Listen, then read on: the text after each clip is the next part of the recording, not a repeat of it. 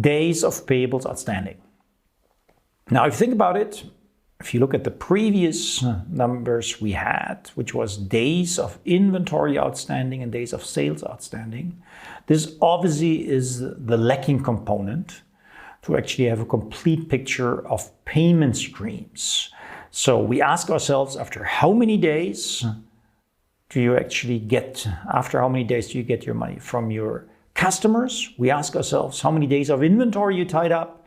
And now we actually ask ourselves, after how many days do we actually pay your suppliers? Now here it gets a bit more tricky than days of sales outstanding.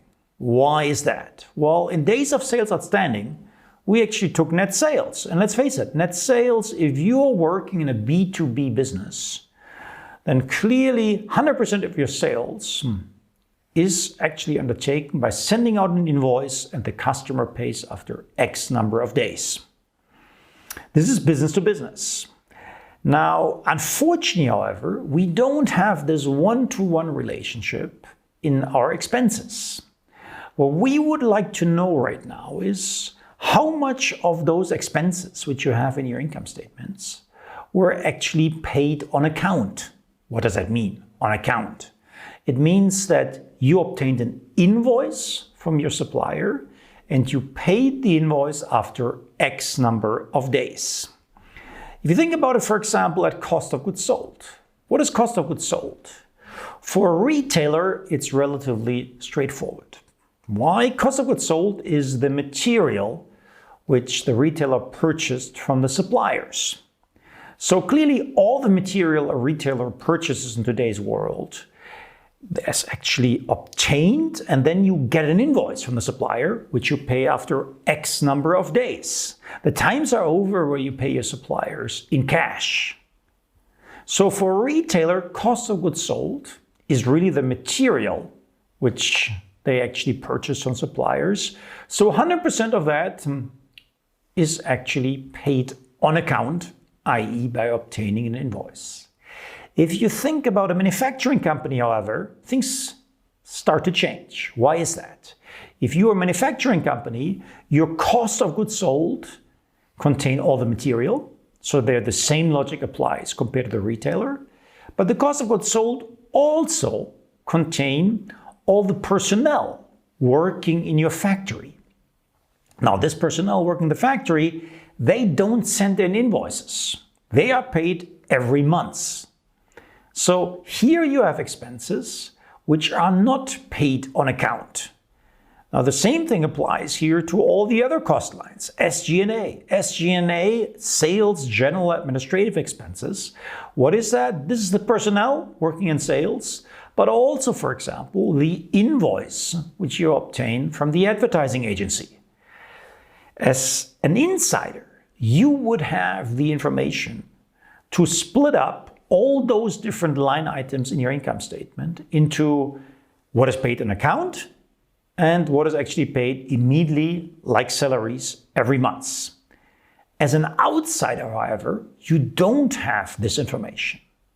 So now you need one line, a proxy variable, which gives you 80-20, more or less, what the company actually paid on account. And very commonly done is actually taking cost of goods sold as the line item which represents best what the company has purchased from outsiders and what was paid on account. Now keep in mind what we just said, that for a retailer this is perfectly fine. However, if you work in the manufacturing industry, this is really a gross approximation. Anyhow, as a finance guy, we don't have any problems with gross approximations. All of finance is about approximations. So what we would do now is very similar to what we did in the days of sales outstanding. We would go in and say, okay, we have $730 of cost of goods sold in a given year. We divide it again by 365 days. So same logic, that means we have cost of goods sold of 730 divided by 365. That means $2 per day. And then we ask ourselves, and what are our accounts payable? $60. So if we have actually $2 per calendar day in cost of goods sold, and if we actually have $60 in accounts payable, 60 divided by 2 means on average we pay our suppliers after 30 days. Now make the link now to days of sales outstanding. Obviously, ideally, as a finance guy, I would like you to get the money from your clients earlier than when you pay suppliers. So I would like this number, which is also called the payables period, to be as high as possible, whereas days of sales outstanding, I would like to actually have this as low as possible. The combination of DSO, DIO, days of inventory outstanding, and DPO, days of payables outstanding, is what people call the cash cycle. So how does a cash cycle look like for a company? You start off buying some stuff from your suppliers. So you buy material, that's inventory, that's the first stage. So if you're a production company, you need a few days of inventory. Let's assume you have 10 days of inventory. The customer pays after 30 days. That means you get the money after 40 days. If you pay the supplier after 60 days, you can work with the money 20 days. Now, let's make a real application of this. Think about a discounter. A discounter like German retailer Aldi, for example. If you look at their numbers, they don't publish numbers, it's all estimates, but people say they have roughly 7 days of inventory. So 7 days of inventory. Now think about it. How many days of receivable does Aldi as a classical retailer have? Well, the beauty of a retailer is you get the money in cash from your client or via the credit card. So what does that mean? Even if you have MasterCard as the company in the background doing the payment, you get the money quite quickly from MasterCard. Usually, let's say 3 days. So 1 week of inventory, 7 days, you get the money. 3 days later, you're now on day number 10. And when do suppliers get paid? In a retailing environment, you're talking about 60, 70, 80, 90 days. So you get the money 10 days after actually having purchased the liter of milk, but you pay the guy actually providing the milk after 60 days. That means you can work with the money 50 days. And this is obviously money then you can use, for example, to finance the growth of those companies in there. This is what Amazon does in its core business in there. This is what a normal stationary retailer does. And it comes back to where we started off in one of the first videos. What are the ingredients of financial success? Buy low, sell high, collect early, pay late.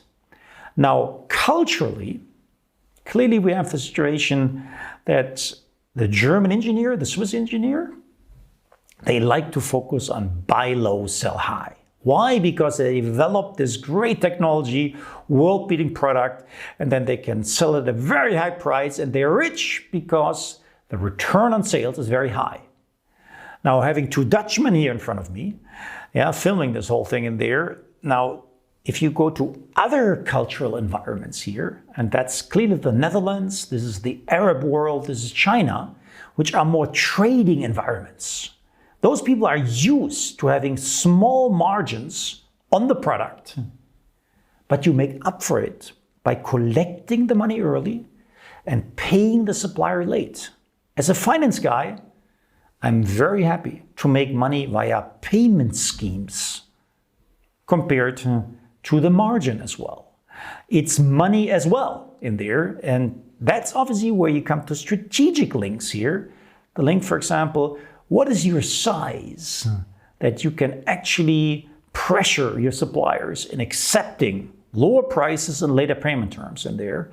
And this is where we talk about Walmart, Amazon in there, having the size to actually make money via payment terms in there. That usually is not possible via the little niche manufacturer in there. So I would hope that this picture now comes together, that when you look at DSO, DIO, DPO, days of sales outstanding, days of inventory outstanding, days of payables outstanding, you see how they are connected. If you would like to set up your own business, something I would encourage you to do from a financial viewpoint, because then you understand how finance works in there, you will see the effects of those numbers which look relatively abstract suddenly on your bank account every day, because if the customer doesn't pay you, you cannot pay your personnel in there. And that somehow clarifies things which things in large companies don't see, because cash is just there. Who cares when the client pays? That is the advantage of having your own business. You can see the consequences every day on your bank account.